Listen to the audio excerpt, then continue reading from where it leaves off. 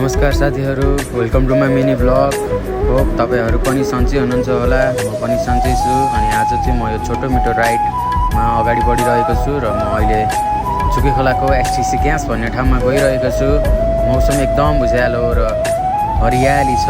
सुन्दर वातावरणले भरिएको हाम्रो झुके खोला बजार हेर्नुहोस्। अनि सबैजनाले लाइक, कमेन्ट, सब्सक्राइब पनि गरिदिनु होला। मेरो च्यानललाई सपोर्ट गरिदिनु होला, माया देखाइदिनु होला। हामी चाहिँ अहिले यो अमृतम, यहाँ यता साइडमा अमृतम छ अनि यतापट्टि यो मास्लो बाटो चाहिँ हामी यो पालुङ जोडिने बाटो हो। माथि वडा कार्यालय पनि पुग्छ। अनि हामी यो अगाडि गइरहेको छौँ। ल यहाँ एउटा झुके खोलाको चौतारी आइपुगेको छ। यहाँबाट चाहिँ अलिकति अगाडि गएपछि चाहिँ हाम्रो यो मेन एसटीसी ग्यास फ्याक्ट्री चाहिँ आइसकेको छ र हामी यो ग्यास फ्याक्ट्रीमा प्रवेश गर्दैछौँ। सबैजनाले मेरो भिडियोलाई हेरिदिनु भएकोमा धेरै धेरै धन्यवाद। सबैजनाले मेरो भिडियोलाई लाइक, सेयर, कमेन्ट अनि मेरो च्यानललाई सब्सक्राइब पनि गरिदिनु होला। हस् त, बाई बाई, जय Nepal, see you, bye by.